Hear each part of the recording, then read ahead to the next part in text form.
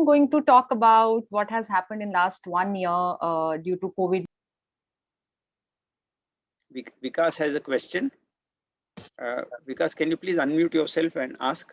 Hi, Kamita. I just wanted to ask you this point about how during the lockdown, a lot of artists who were not producing art expressions about workers, about migrant workers, found themselves motivated to do so. And what, in your experience, is its long-term impact? Does it transform the artists, or once things get back to normal, they go back to whatever they were producing earlier, or does it have lasting impact on their art?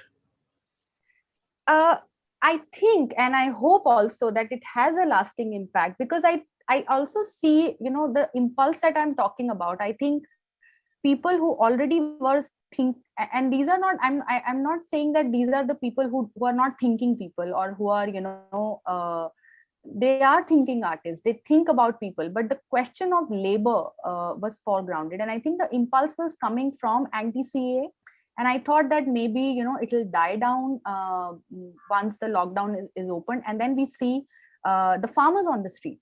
And what happens that the similar, all these artists, and I don't want to take name of one or the other, but they are now equally involved in producing performances in solidarity with the farmers protest also.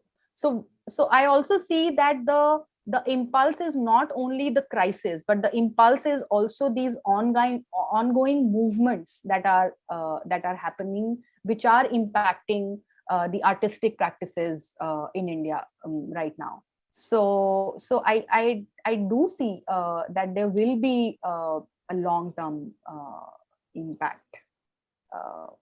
Yeah. Thank you. Any other questions, comments from the audience? If there is no question, I would like to ask Shashi and Rajalakshmi. You see, there is a kind of a void because media is unable to face the onslaught, let's say. And I am not so sure if it's fully filled, but there are two likely groups of people who are filling this void. One is the stand-up comedians, and second is foreign media or people based outside India, because then you can't charge them with sedition or the other. So is this something important? Is this something serious? People, organizations and individuals based outside India playing the role of a critical media, and the stand-up comedians who are camouflaging and playing this role. Is it something is it something very important? Is it likely to grow, or it's just it's nothing?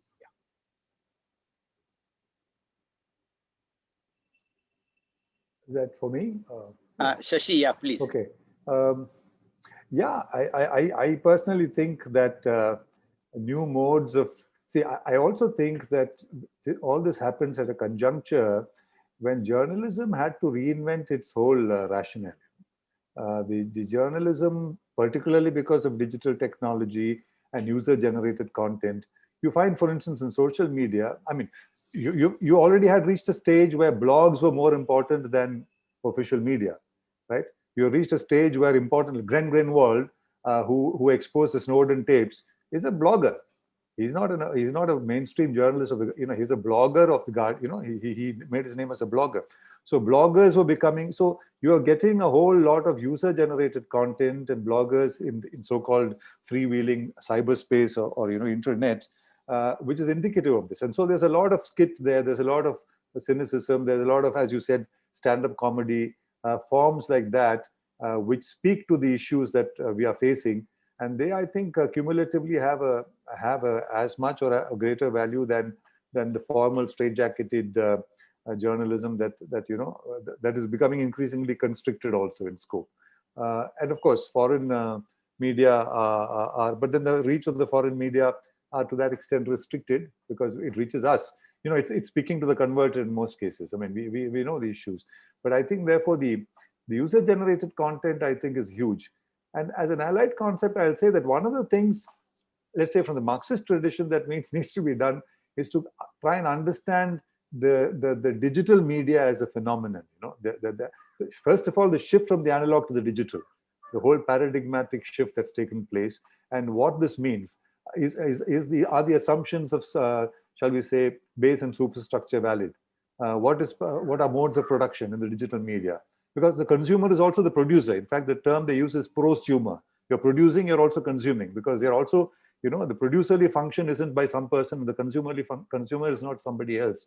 So I think some of these things, of course, some of the Frankfurt School or post-Frankfurt School looked at this, but they went a bit over the top, like Baudrillard and others. They said, in fact, user value and exchange value should yield to sign value, because sign is the whole thing now, symbolic and semiotics.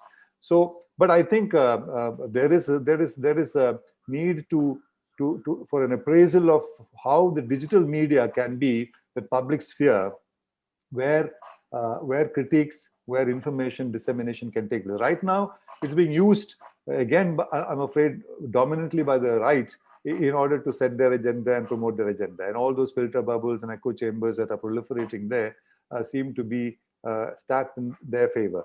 But I think there's still a potential there. When you asked, what is the solution? Isn't there a way out?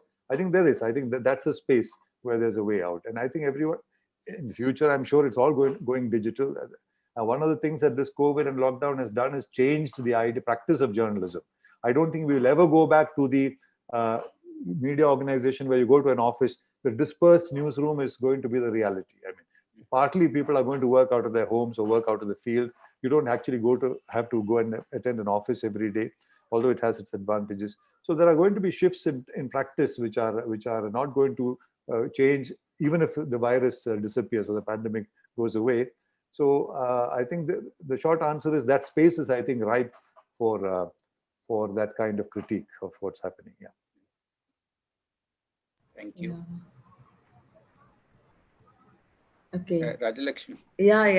I of course fully agree with what Shashi says, and also, I mean, in fact, just to add a bit, I mean, I think that I think the government is bothered by what in fact comes in the digital space. Of course, it makes a huge hoo-ha about going digital, how it's important to go digital, but when those spaces are used to sort of criticize the government, that is not like much. That is why all the focus on regulating the digital online media today, in comparison to the self-regulated print as well as electronic media. So this entire under the garb of self-regulation, the government is actually regulating the online news digital media, and it's using the Supreme Court as an excuse.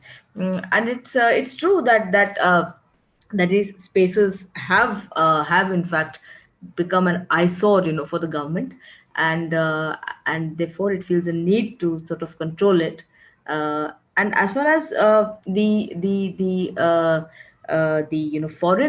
foreign media and foreign opinion is concerned, that comes out in the Western media, the government is quite conscious of that also, and that is why this entire toolkit controversy, it didn't really like the fact that something like that had emerged, and it was sort of gaining a lot of traction, and that its approach on the farmers movement was being sort of criticized, was being taken cognizance of by people abroad also. So and that by significant people, by significant voices on the international on the international arena. So to that extent, I think it did sort of matter, because this government in particular is very conscious of its image, because it wants to be something like something like Bismarck. So a world leader, this man probably fancies himself like that. So yes, it does make a difference. But again, it's more, the focus is more on controlling what comes from within, and from within also there is this little hierarchy of regulation, where it is where all focus and energy is directed towards the online online digital space where you have comedians who have been sent to jail, as we know. We have been comedians who've been slapped cases against, Kunal Kamra, and then that other youngster from Gujarat. So we have examples where in FIRs have been filed at the drop of a hat. Um, in fact, it's quite interesting also that so this digital space, it needs to be sort of controlled by the government, and it has evolved various means to sort of do so. And that's about it. Thank you, Rajalakshmi. Yeah. So we have time, but it has been a long day. So if there are no more questions and comments, we should probably close the session. Yeah.